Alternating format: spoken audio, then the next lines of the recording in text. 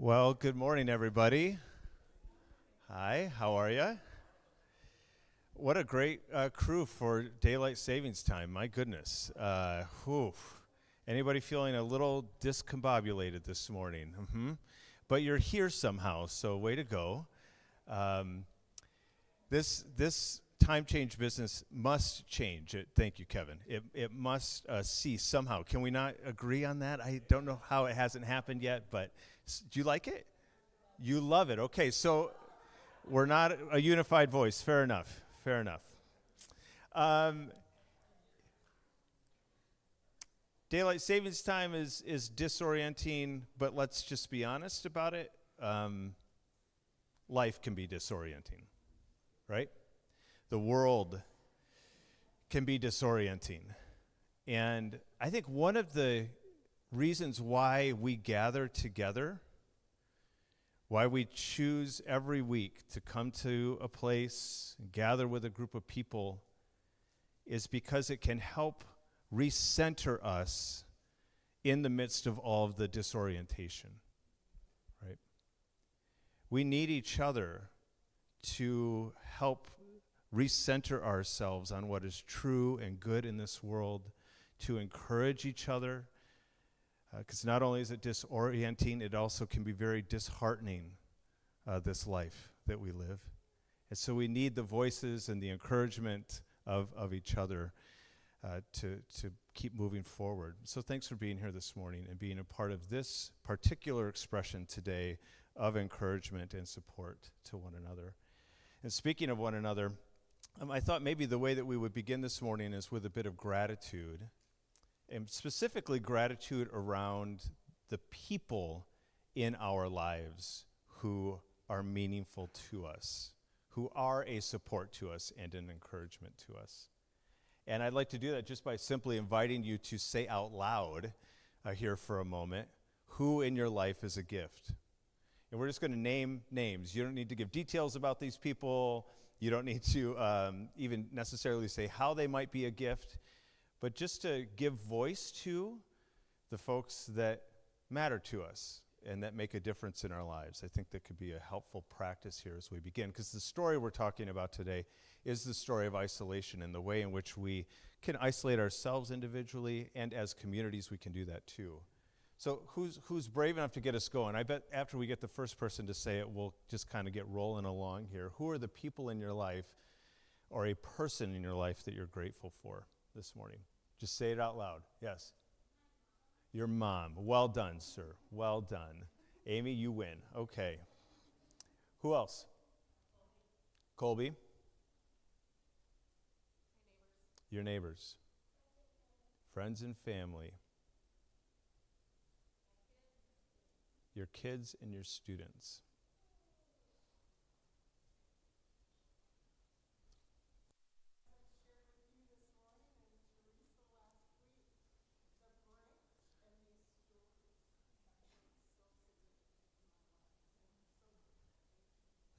Deborah is speaking words of gratitude for all of you and this community.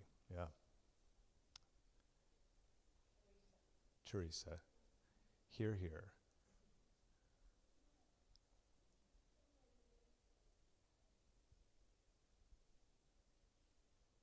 That's it, huh? Okay. Well, yeah. I suspect that there are many, many people running through your mind at the moment. People who in probably pretty seemingly small ways show up for you, are a presence to you, are a support to you simply by being present. And what a gift that is. That said, if you're in a spot in life right now where you could use some extra support, I do want to say out loud that Teresa and I are certainly available, but there's a team of people here, we call them stewards of care, who would be more than happy, ready to walk with you, support you, encourage you in whatever way that might be. So we give thanks this morning to God. Let me offer a brief prayer here that just expresses, again, this gratitude that we share this morning. Creator God, you are a God who has built a world, created a world that is fundamentally connected, everything connected to everything else, air and wind and animals and plants and people. It's all a part of the whole.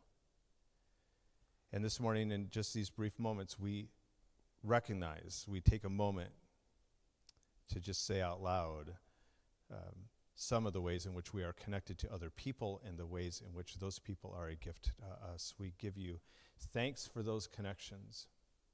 We offer our gratitude for the ways in which you bring us together with other people and the way in which you bring us together in this place today. We give you thanks. Amen. Amen. Thank you.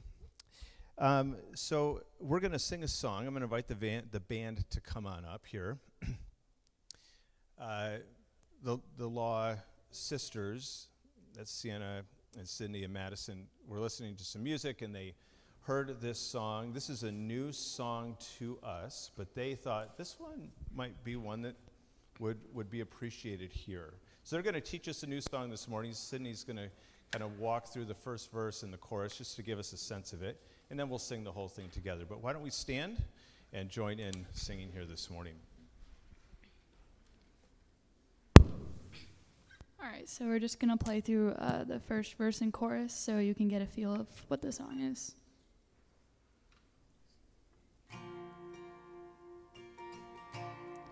Christ is my firm foundation, the rock on which I stand when everything around me is shaking. I've never been more glad that I put my faith in Jesus. He's never let me down. He's faithful through generations. So why would he fail now? He won't. He won't.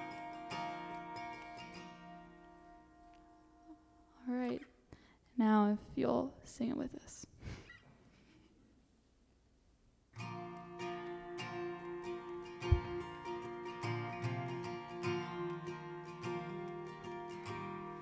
Christ is my firm foundation, the rock on which I stand when everything around me is shaking.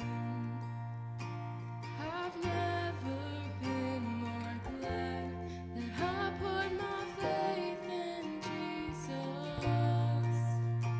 He's never let me down. He's faithful through generations. So why would he fail now? He won't. He won't. And I've still got joy in chaos. I've got peace that makes no sense, and I won't be going under. I'm not held in my own strength, 'cause I build my life on Jesus. And he's never let me down. He's faithful in every season. So why would he fail now? He won't. He won't. He won't.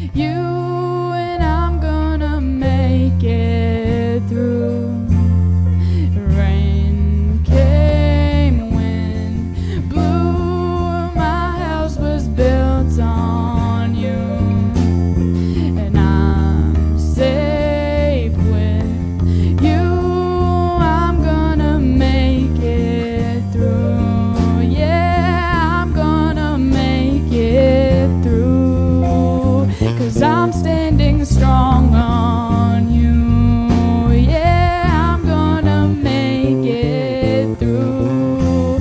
'Cause my house was built on you. Christ is my firm foundation, the rock on which I stand when everything around me is shaking. I've never been more glad that I put my faith in Jesus, 'cause he's never let me down. He's faithful through generations. So why would he fail now? He won't. He won't.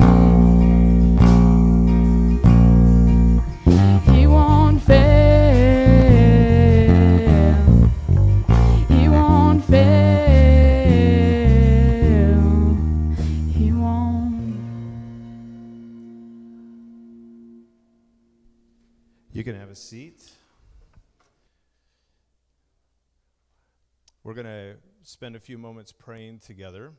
3 kind of different pieces. The first is going to be prayers centered around gratitude. And Nicole, actually, you can come on up. Tara, Audrey, you can come on up too.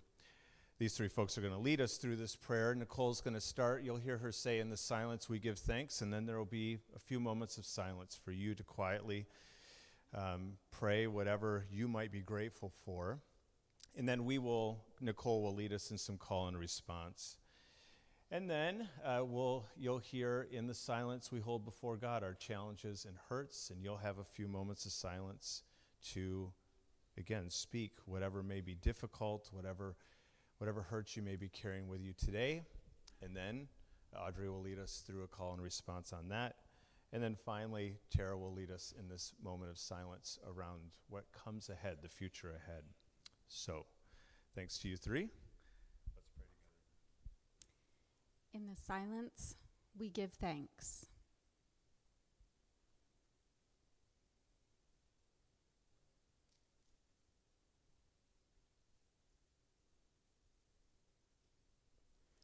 Lord, for this day, we give you thanks. Lord, for the moments when we encounter grace and beauty, we give you thanks. Lord, for conversations that have made an impact on our lives, we give you thanks. Lord, for the times when we have seen you at work, we give you thanks.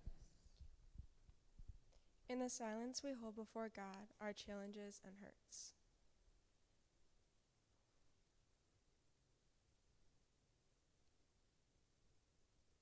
Lord, we remember the times when we have not shown through love, through our thoughts, words, and actions.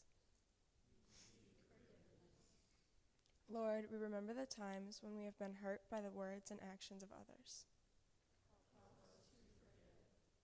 Lord, we remember the times when we have been distracted from seeking after you.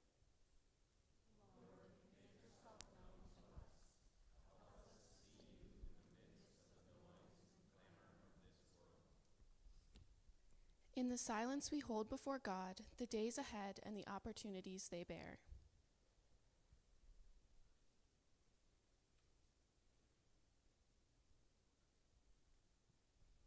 Lord, we pray that your Holy Spirit would guide us into the ways of justice and shalom. Lord, you know the shape of our lives at this time. You know the delights we enjoy and the pressures we endure.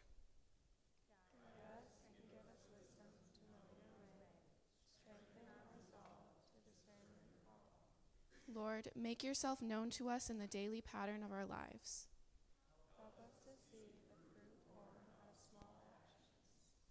Help us to live faithfully amidst uncertainty.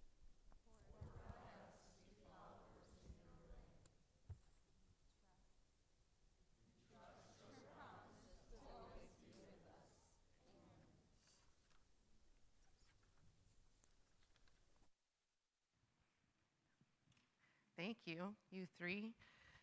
Those three are voices that I am grateful for, and for all of you this morning as well, as you breathe life into the life of this community.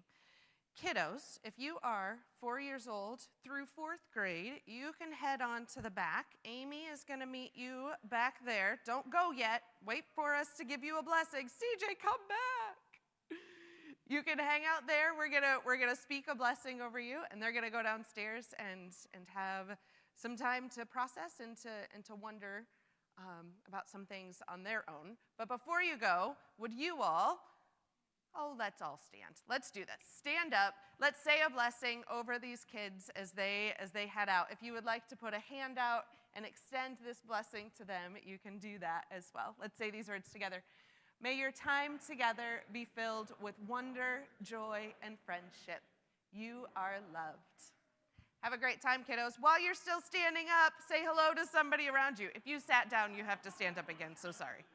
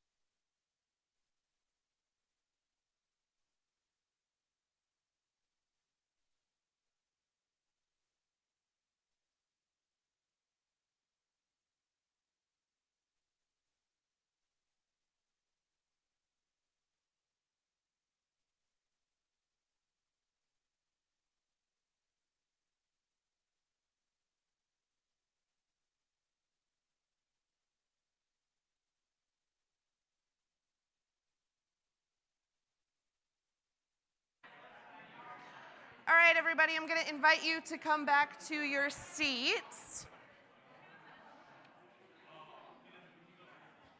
There's so much energy and life in this room today. I love it.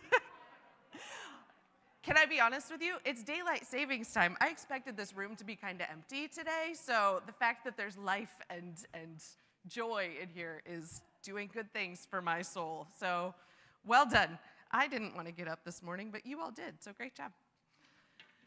We're going to continue our series here about stories, these stories that kind of impact the way we see the world and how we show up in the world, right? Today's story is about isolation, like Chris mentioned earlier.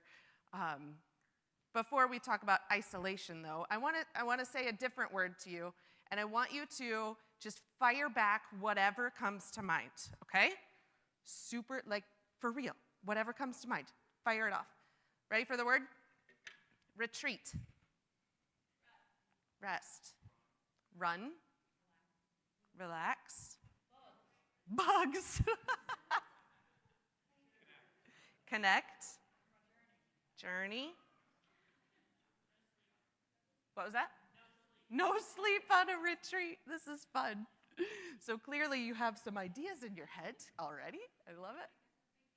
Vacation. Yes. Excellent. Love it. Here are some of the words that came to my mind this week as I thought of this. Rest, somebody said that. Relax, get away, quiet, slow, beauty, nature. Deb said bugs, samesies. Just a chance to step back, right?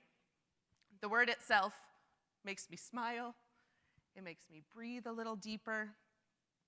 And I think back to times when I went on a retreat, right? Many of you did the same thing.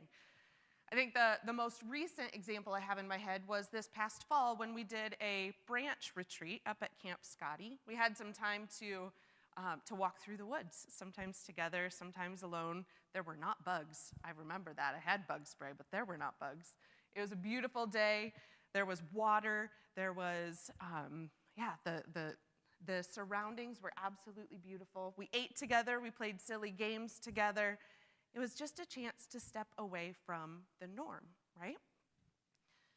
To be reflective, to laugh, and to wonder about our lives. And at the end of that day, hopefully, we felt just a little bit more ready to re-engage in our normal lives, whatever that looks like, a little more ready to move forward, and maybe to have a little more of what we needed to move forward in life. I think about other spaces and times that I've been able to retreat to the beach, to a lake. I'm a fan of the water, obviously. Camping, or even a sunroom space in a neighbor's house that they opened up for me one day. But retreat doesn't have to be going somewhere, going to this nature-y spot. It doesn't have to be that. I can find that same mental space swinging on my front porch or staring into the fire in my basement. The space matters less than the frame of mind, right? A beautiful space helps for sure. Nature helps me for sure.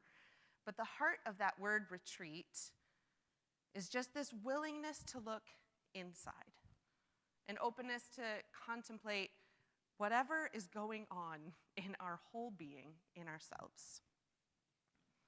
So with all of that in mind, here's a little bit of a different question about the word retreat. What's the point? Why do we retreat? Ready, rapid fire, go. Recenter. Recalibrate. Apparently we're starting with words, everybody. Renewal. If anybody can continue this, I am mad impressed. What? Relax. Yep, we did it. Yep. Refresh.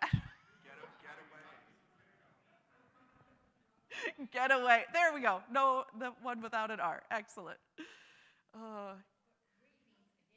Re means again. Yeah. Going back, right? Looking inside.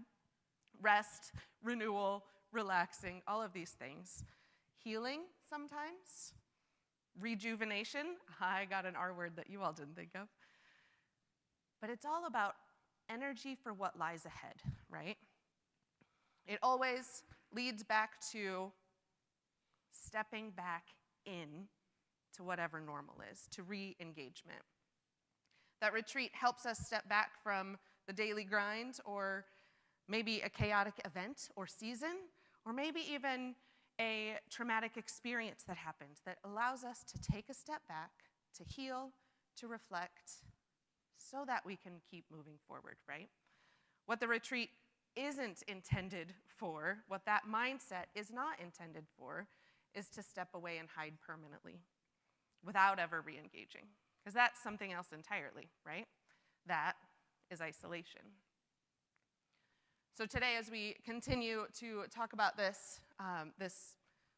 series of stories, I thought about the ones that we've talked about so far, and the one that we're talking about today. I think all of these can be framed in a framework of us and them, right? So if we think back to the first week, we talked about domination stories, about us over them.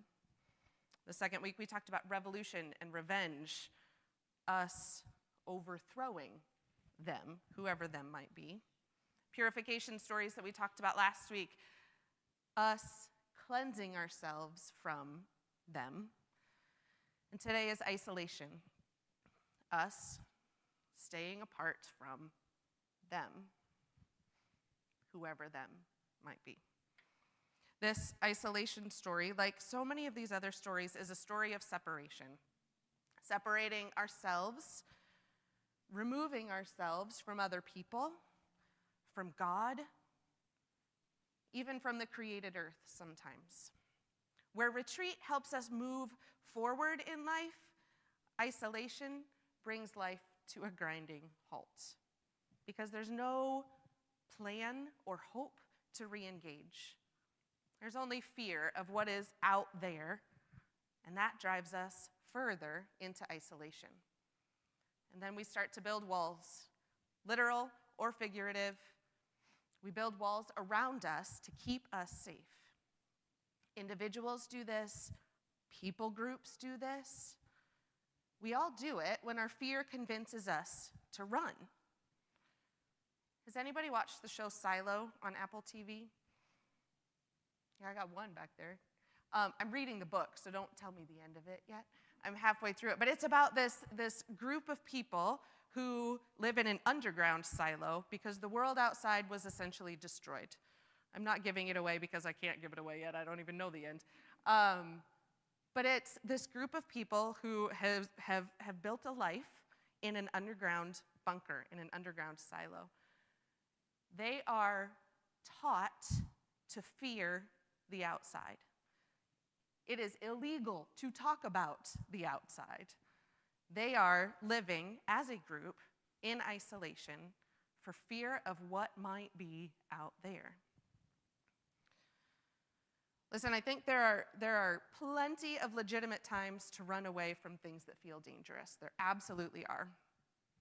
I couldn't help but think this week of the early days of COVID when we were all asked to isolate, right? Do you remember how strange that felt? Those first days when we were disconnected and alone and scared, if we're honest.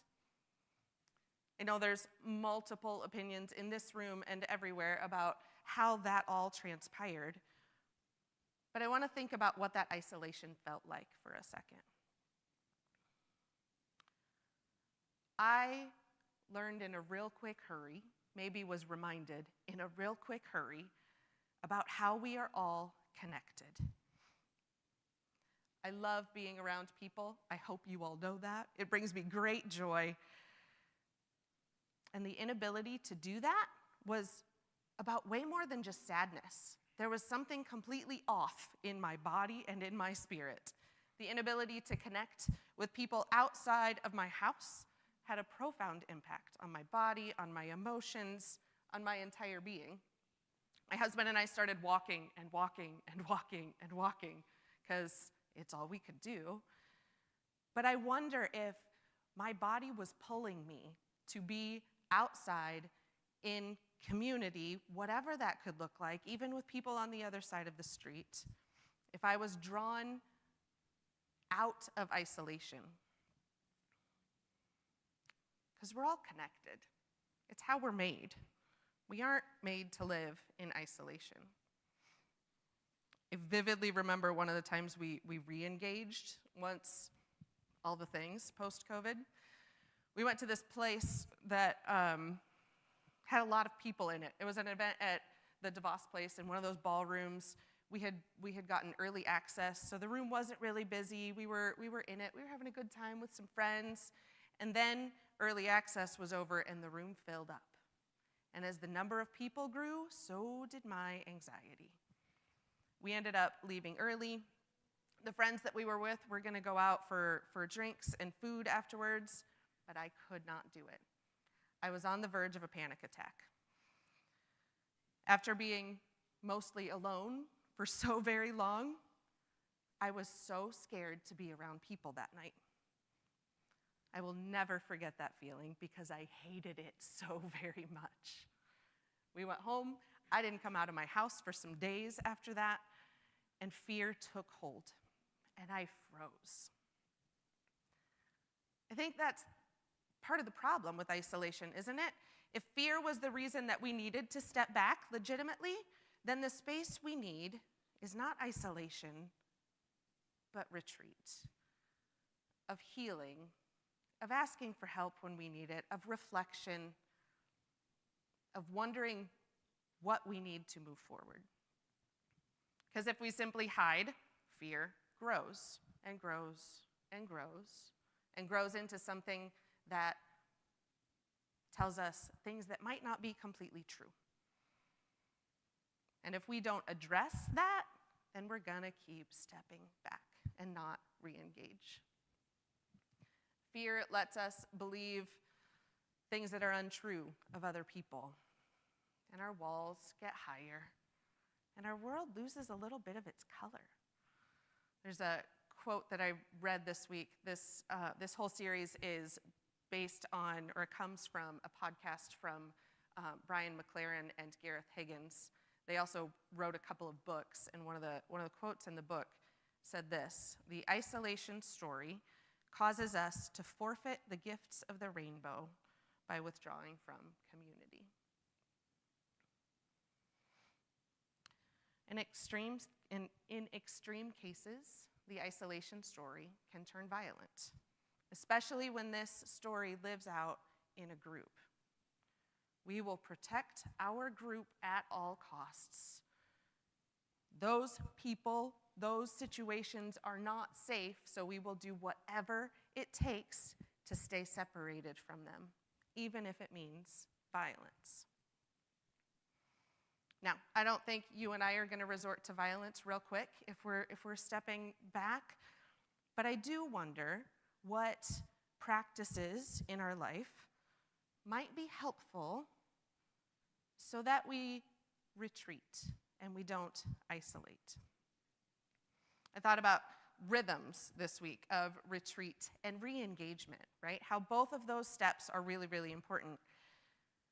And I think, though, if we aren't practicing what retreat looks like, what retreat means, of tending to our inner self, then isolation might just naturally happen, right?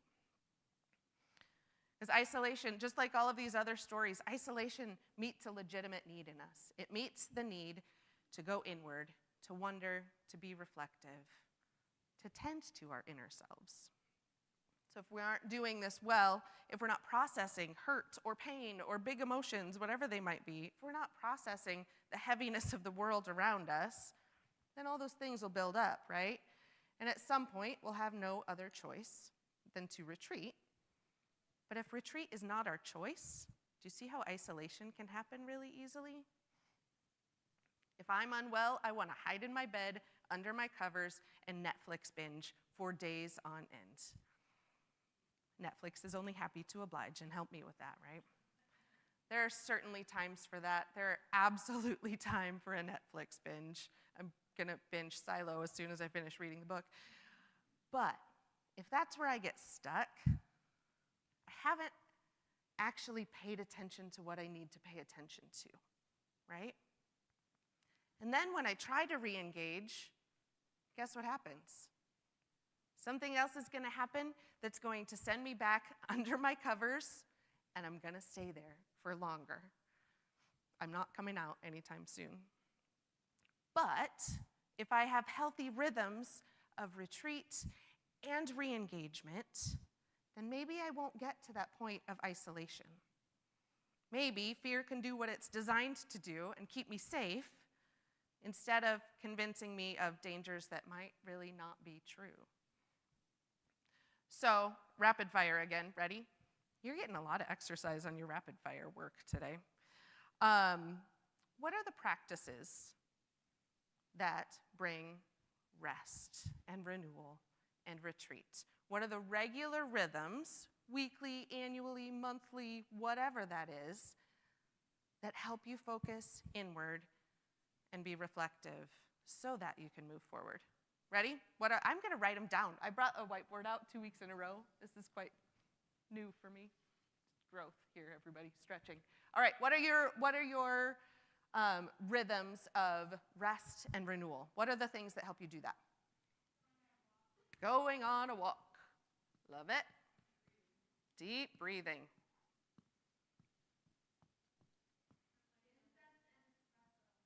Incense and espresso? Is that what I heard? I love it.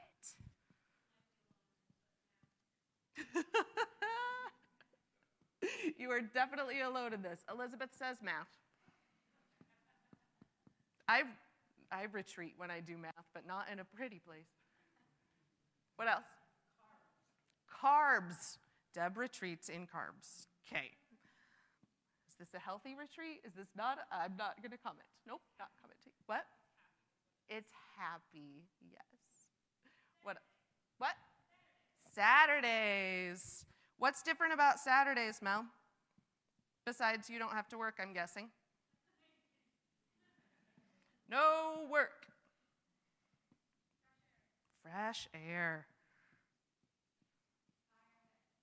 Fire pit, love it. What? No alarm clock. Did not happen today. That is not today. Community? Is that what I heard? Love it. Hugs. I got such a lovely hug as I walked in here this morning. Oh, hugs are so good. Piano. Person after my own heart. Bicycles. See, look at this. No school. Oops, I can't spell school. I need to go back to school. Nature, naps, excellent. Okay, this is a beautiful list. Now tell me, where are these present in your life on a regular basis?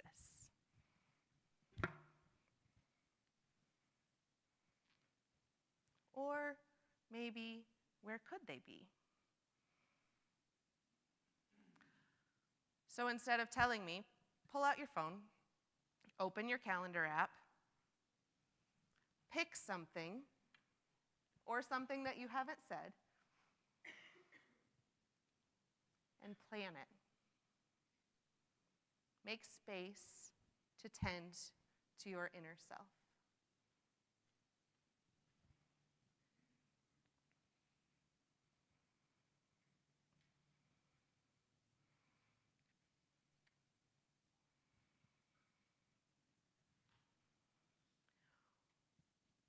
What might it look like to start every week or year or season, whatever that is, by putting something in your calendar to make sure we are tending to our inner selves, to what we need? Maybe it's therapy. Maybe it's piano. Sitting at my piano. Yes, absolutely. But you know what? That doesn't happen if I don't actually put it in my calendar. Hugs. I think I'm putting a hug in my calendar. I'm going to go hug my kids. All of these things. Because they don't happen, right, if we don't plan them. Because life goes, and all of a sudden we haven't done anything. We're gonna brainstorm ideas here in just a little bit more, but before we do that, I want to look at the rhythms that Jesus had. We know that Jesus got away by himself often. I was curious about how many times that rhythm is recorded in the Gospels, so I did the easy thing and asked ChatGPT. Here's what she told me. It's Women's History Month, so yes, it's a she. In the New Testament, there are several instances where Jesus withdrew from the crowds or sought solitude for prayer, rest, or personal reflection. The exact number of times Jesus withdrew isn't explicitly stated, and even if it was, we wouldn't know all of the times, of course, but here are some examples. After healing a man with leprosy, after feeding the 5,000, after feeding the 4,000, different stories, and at the Garden of Gethsemane. In all of these examples, Scripture says Jesus withdrew to a solitary place. He went by himself. He was alone. He found solitude. He found rest. He found connection with God. But he didn't stay there, right? Those are examples I probably could have come up with even without the help of ChatGPT. But then I also just paged through the Gospels, and the number of times I found Jesus went up to the mountain or Jesus went away, I stopped counting because I was getting a lot, right? And then after every single time like that, it says, and the crowds followed him. So Jesus kept trying to get away, and the crowds followed. But he knew the importance of getting away, because if you're going to do good in the world, you need to get away. Let's look at one a little bit more closely. This is from Matthew 14. This is after he fed the 5,000. It says this, meanwhile, the disciples were in trouble, far away from the land. Yep, there we go. Sorry, glasses went a little wonky. For a strong wind had risen, and they were fighting heavy waves. Hold on, it's not the right one. Is there a slide before that, Nick? Thanks. That's why I was confused. Immediately after this, the feeding of the 5,000, Jesus insisted that his disciples get back into the boat and cross to the other side of the lake while he sent the people home. After sending them home, he went up to the hills by himself to pray. Night fell while he was there alone. Meanwhile, the disciples were in trouble, far away from the land, for a strong wind had risen, and they were fighting heavy waves. And about 3 o'clock in the morning, Jesus came toward them, walking on the water. Jesus didn't stay away for days on end. He knew there was work to do. He knew his disciples needed him. So he didn't even wait till morning. Middle of the night, Jesus comes and chooses to re-engage in a pretty spectacular fashion, might I add, walking on water. So we can't walk on water to re-engage with those around us, but we can still make the choice to re-engage. And maybe this is something that we need to practice too. I was thinking about ways in which this isolation story shows up in my life, in small ways, right? These practices and rhythms that I have that reinforce this isolation story. Want to know where I wrote this sermon? On my couch, in the corner of the couch in my basement, like almost tucked away from the entire world in the cushions. It made me giggle just a little bit as I'm writing about isolation in essentially a bunker, right? I'm not saying at all that we need to always be around people, that we need to always be engaging in relationship and conversation. That's actually the opposite of what I'm saying, and the introverts would rise up against me if I did say that. But I do wonder if there are ways that we can actually practice engaging just a little bit more, taking steps toward other people, reminding ourselves that there really is no them, right? There's only us. So what might it have looked like to write this in a coffee shop instead of hiding in my basement? I didn't, but I thought about it. What might it look like to make a habit of walking in my neighborhood without music or a podcast playing in my ears, simply noticing and listening to the world around us? What else can you think of? Brainstorming is happening again, friends. What else can you think of? What are small ways that you could maybe re-engage or choose to practice something normal in your life just a little bit differently, to remind yourself that we are all us, right? And not to separate as much. Anything come to mind?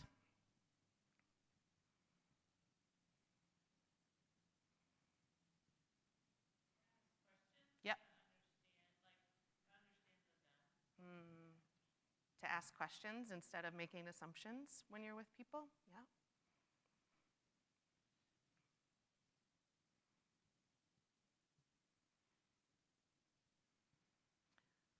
Maybe if you're a student or if you have a cafeteria or common eating place at lunch for work, what might it be like to walk out of the group that you normally sit with and sit with somebody else?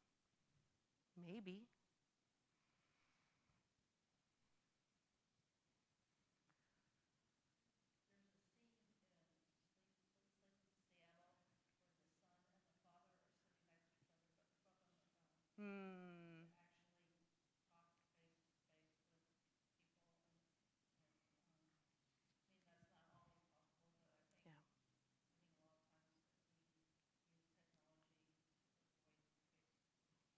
Deb's talking about how we use technology to sometimes avoid face-to-face conversations or just put our heads down and live in this little bubble, right? Absolutely. I do not remember that scene from Sleepless in Seattle, but I've seen it play out numerous times, right? You go out for dinner and you see people always on their phone. Now listen, we've done it too because we're playing Wordle or whatever and competing against each other. So sometimes that is something that brings us together. But if we're always on our phones or devices, I do this in the grocery store line, friends. I can't be bothered to just stand there and wait in the grocery store line. I pull out my phone and start scrolling, right? What might it be like to pay attention to the world around me instead of scrolling on my phone? Thanks, Deb. We for sure need to have healthy boundaries, absolutely, so we don't get overwhelmed. We can't always engage in what's going on around us. There's just too much. We absolutely need to retreat sometimes. But I think we also need to come back in. Having these regular rhythms of re-engagement, of inner contemplation and of reflection help me re-engage in good, holistic ways, right? They help me engage in ways that bring goodness and love to the world around me. Because I need to re-engage. I shouldn't isolate. It's not good for me. I noticed this week as I was watching the State of the Union address. And then as I think to the fall and election season, or as I watch the news and hear stories from Gaza and hear stories from Chris and Josh from the West Bank, I can feel myself wanting to pull back. And I can feel myself wanting to pull back to a place where I throw a wall up and ignore all of it. I can do that even as I read my neighborhood Facebook page, right? And laugh at the comments sometimes. I can feel myself pulling away, throwing up a wall, bringing back those purification stories and saying, well, I'm better than you, so I'm going over here, and I will stay away from you. But we need to re-engage. It's who we are. We're people of love and of goodness that bring that to the world around us. So we can't isolate forever. It's not good for us. We know that. And we would miss out on so much beauty, wouldn't we? We'd miss out on all the colors of the rainbow. And I don't think I want to miss out on the colors of the rainbow. So we're going to practice together. We're going to practice this rhythm of retreat, of tending to ourselves and our souls and our inner person, and then choosing to re-engage. We're going to watch a video that is going to help us retreat, relax, be silent for a moment. And then we're going to come to the table together to re-engage in community in this place, to practice re-engagement. Friends, if coming to the table and celebrating communion together isn't the right move for you to re-engage, then do what you need to do. Maybe send a text to a friend or somebody you've been thinking of. Maybe that's more helpful as your step of re-engagement today. But whatever that is, let's try and build the rhythm of retreat, of caring well for ourselves, and of re-engagement. Let's watch this video.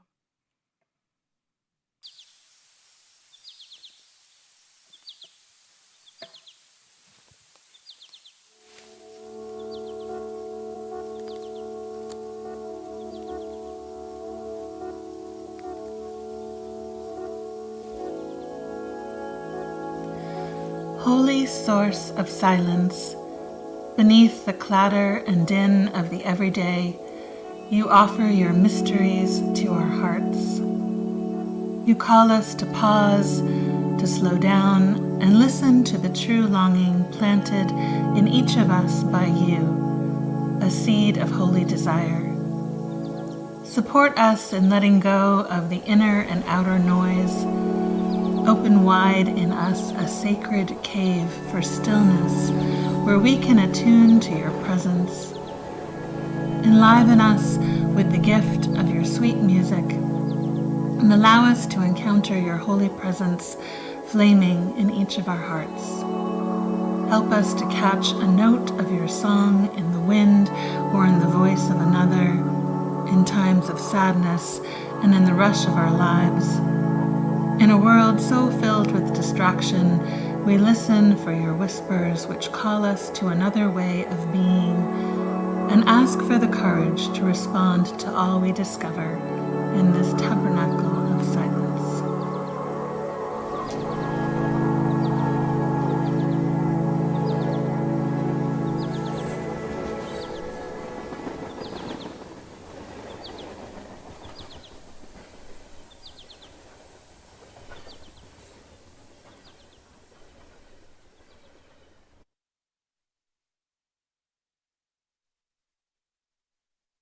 Engagement, and we're going to share this meal together here as we do most weeks at the branch. The Apostle Paul wrote to the church in Corinth about this meal because they were not quite getting it. It was causing some division. But he says to them, remember that Christ gave his body to us, this bread, a remembrance of a body broken. And Christ says to us, remember that when you take and eat. And Christ gives us a cup, a sign of this new covenant, a new relationship, a new way of being with God. And Jesus says, remember this. So Paul's reminding the people about these words and this practice. And then he says, kind of at the end of this little part, he says, for whenever you eat this bread and drink this cup, you proclaim the Lord's death until he comes, which is, to me, kind of an interesting idea. Usually we don't like to talk about death, right? Paul says, no, you proclaim it. You don't, not only are we just kind of mentioning it, we are declaring it, celebrating it, proclaiming it together. Why? Because this death and resurrection remind us of the very pattern of this world and the pattern that God invites us into every day, where we lay down our lives, and in the laying down, we find that life springs up. In the letting go, we find that we receive. It's these paradoxes that are present in this meal. So we'll share this here together today. We'll have a station up front here with bread, cup, and a gluten-free option. And then we'll have two people in the back serving bread, gluten-y bread, and cup in the back.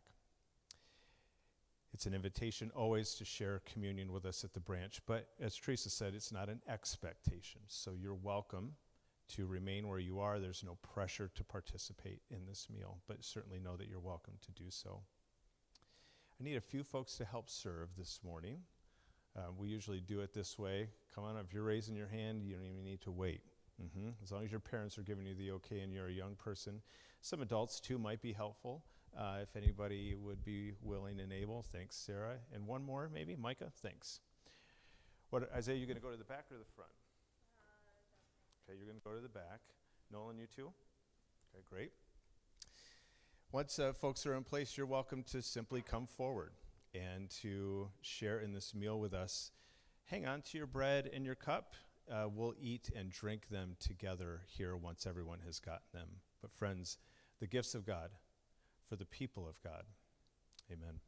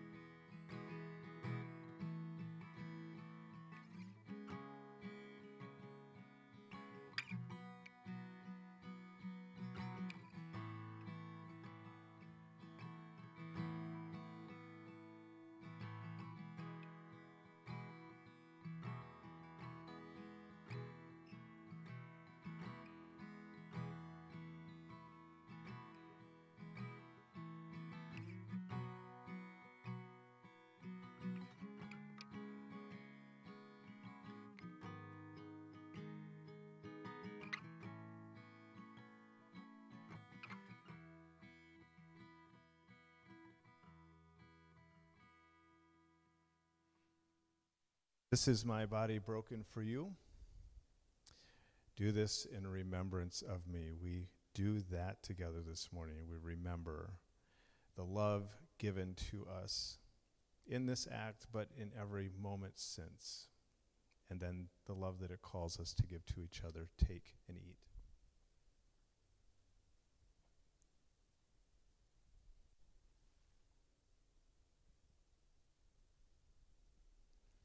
An emptying that leads to a filling. Again, it does not make sense, and yet it's true. And so we remember this gift that we again are called to give to each other. Let's take and drink.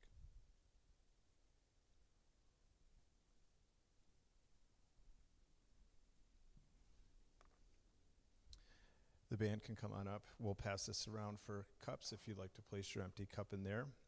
We have one more song to sing this morning. Then a couple of announcements to close out our time together, but let me invite you again to stand. Oh, and? That's right. Branch students, so if you're a middle schooler or high schooler and you want to head on out, this is kind of something that we do roughly every other week. Jeff is going to take that group this morning. It's a chance to process, to talk about what we've talked about today, have a donut. Yes, we are not below a bribe. So thanks. We'll see you students in a bit. Let's the rest of us stand and let's sing this song together.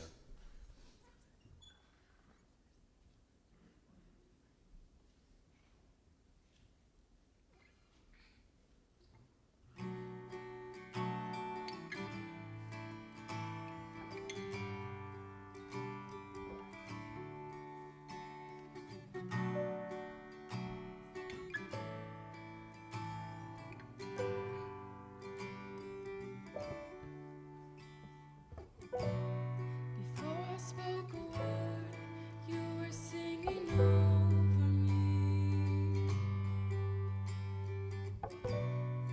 You have been so, so good to me.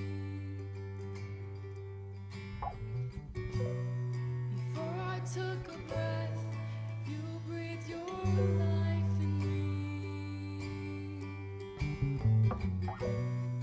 You have been so, so kind to me. And oh, the overwhelming, never-ending, reckless love of God. Oh, it chases me down, fights till I'm found, leaves the 99. I couldn't earn it, I don't deserve it, still you give yourself away. And oh, the overwhelming, never-ending, reckless love of God.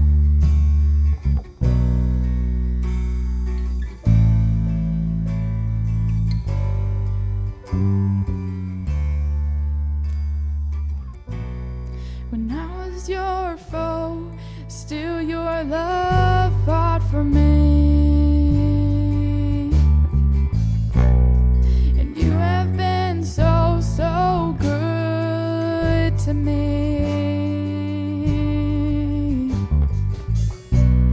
When I felt no worth, you paid it all for me. And you have been so, so kind to me.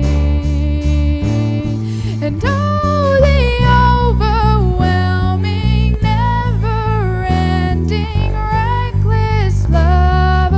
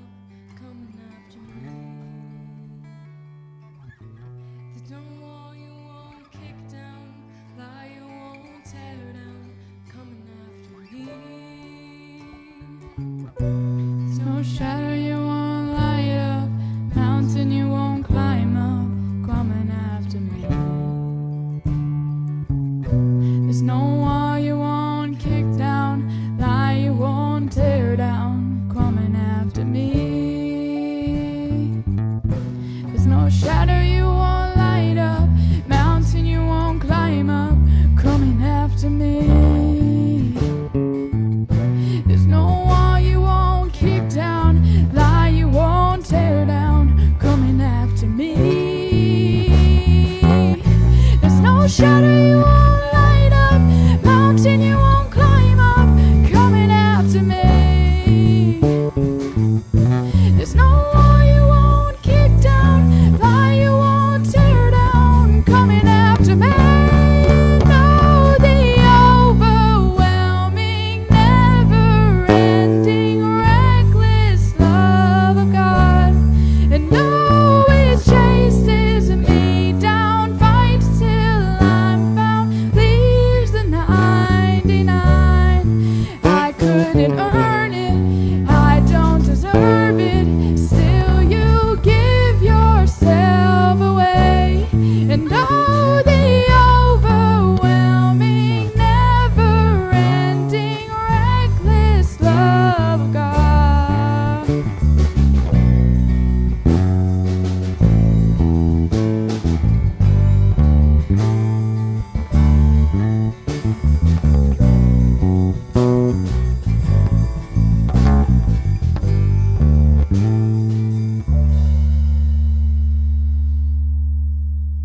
can have a seat, everybody.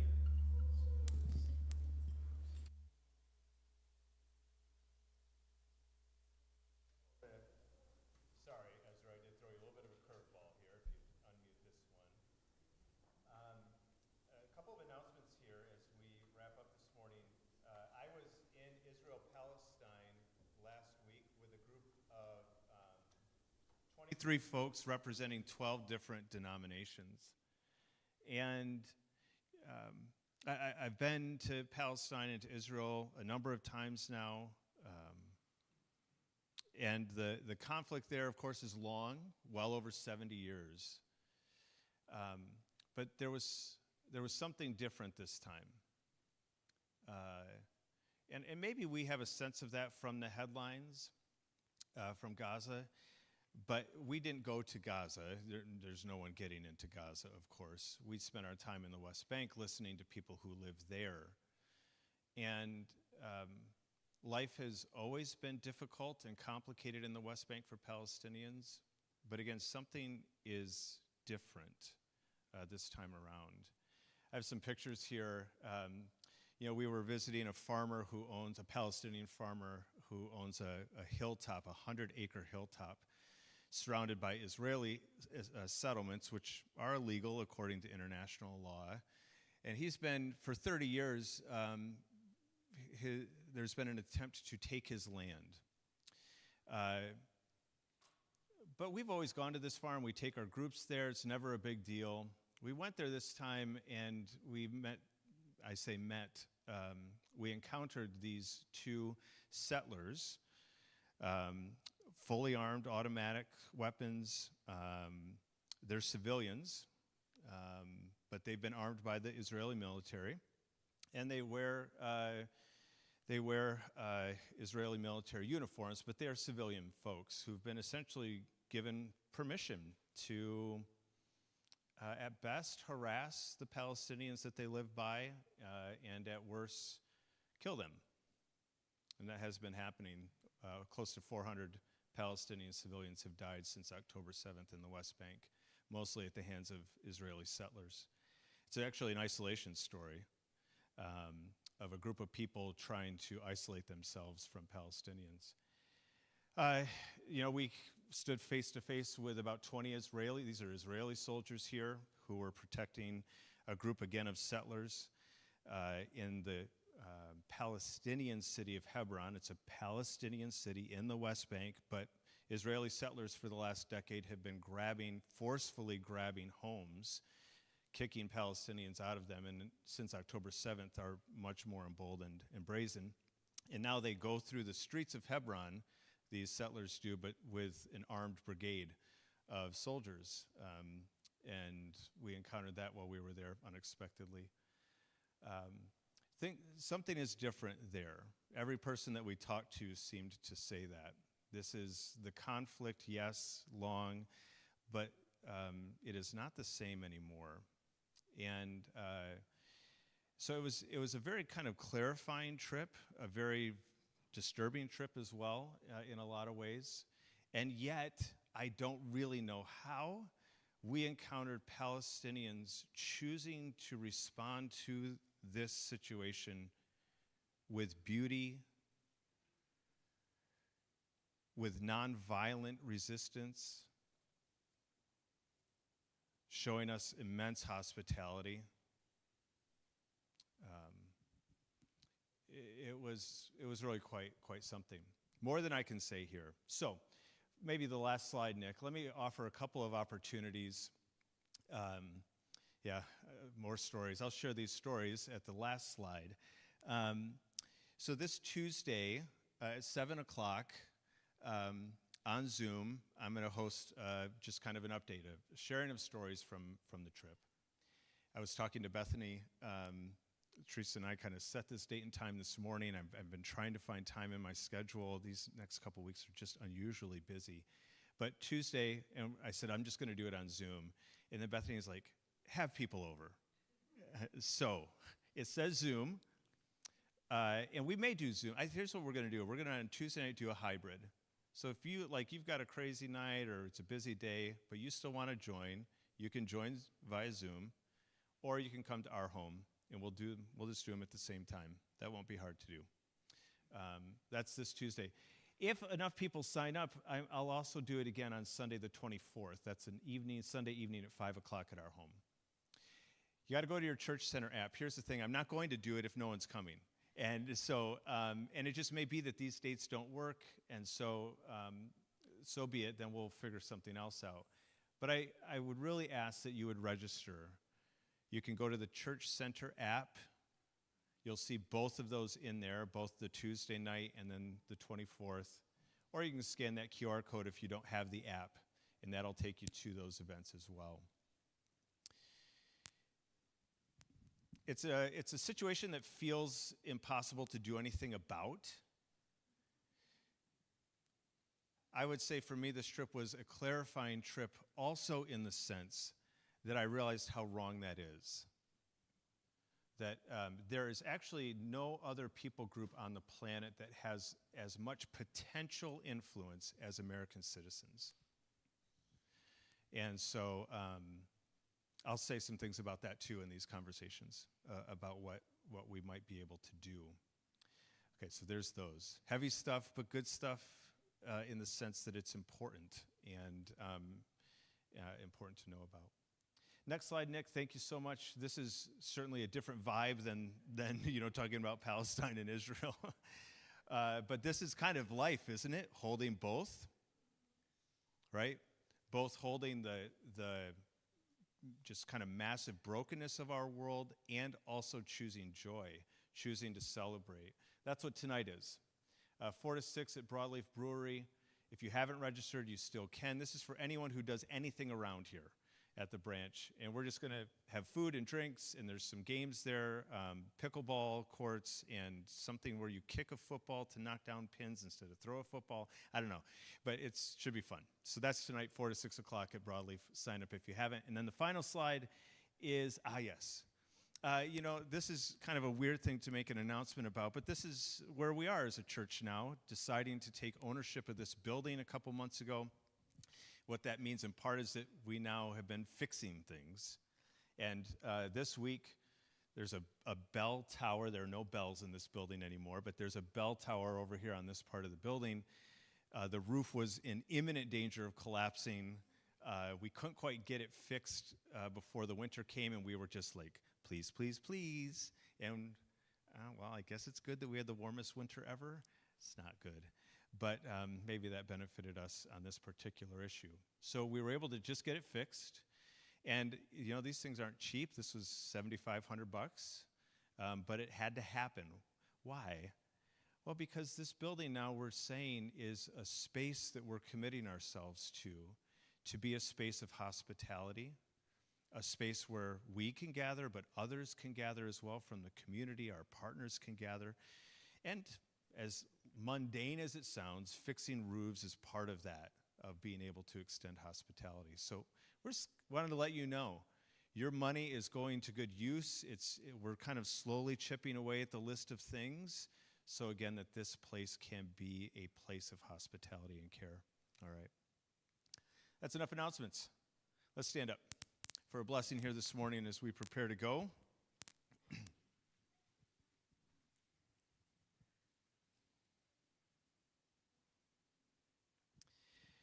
May you be people this week who do not choose isolation, but choose connection. May you be people who connect to the living God and connect to each other and to the world that is yours. And in doing so, see yourself and the world changed. Be those people this week. Thanks for being here, everybody. Good to see you.